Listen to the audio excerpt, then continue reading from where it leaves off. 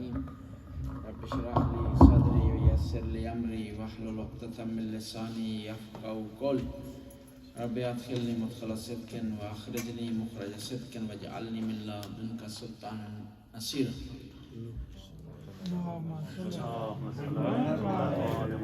قال بعزتك لأغوينهم أجمعين إلا عبادك المخلصين.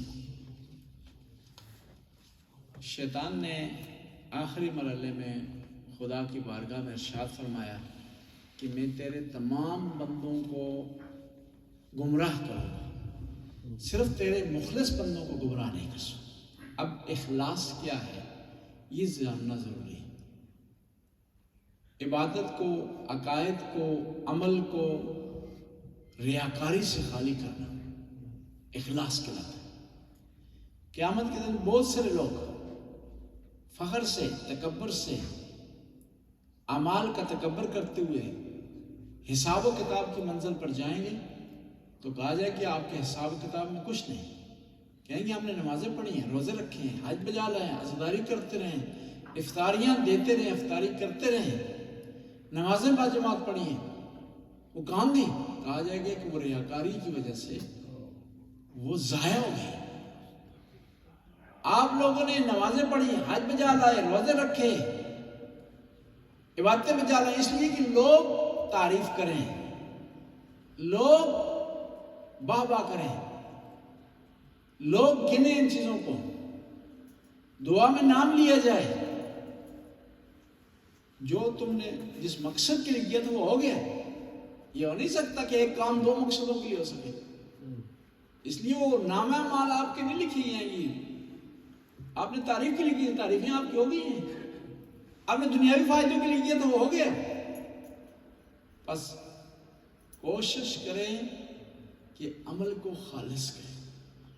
عقیدہ خالص ہو، عمل خالص ہو تو قبول ہو جائے گا. اور عقیدہ اگر اس میں ریاکاری ہو، عمل میں ریاکاری ہو تو قبول نہیں ہوگا. بس انسان کوشش کرے کہ اس کا عمل خدا کرے.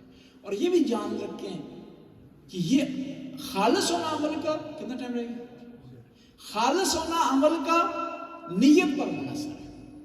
ایک آدمی لوگوں کے درمیان اجتماع میں نماز پڑھتا ہے، نیت اس کی ریاکاری نہیں ہے، وہ ریاکاری شمار نہیں ہوگی. ایک آدمی بند کمرے میں وہ تو کہ بستے بند کمرے میں بھی عبادت کرتا ہے لیکن نیت اس کی ریاکاری ہے تو ریاکاری نہیں شمار. خدایا ہمیں خالص عمل بجا لانے کی توفیق عطا فرما، ریاکاری سے محفوظ رہنے کی توفیق عطا فرما. یا اللہ تو ہر وہ کام کرنے کی توفیق عطا فرما جس میں تیری رضا پائی جاتی ہے، اور ہر اس کام سے پرہیز کرنے کی توفیق عطا فرما جو تیری ناراضگی کے ساتھ. یا اللہ حاضرین کی توفیقات میں اضافہ فرما، رزق و وسعت عطا فرما، اولاد کو نیک اور صالح بنا، مرحومین کی مغفرت فرما. خدایا دعا کی قبولیت کا وقت ہے، افطار کا وقت ہے، ہماری دعاؤں کو مستجاب فرما. ربنا آتنا فی الدنیا حسنہ وفی الآخرۃ حسنہ وقنا اللهم صل على محمد وآل محمد وعجل فرجه.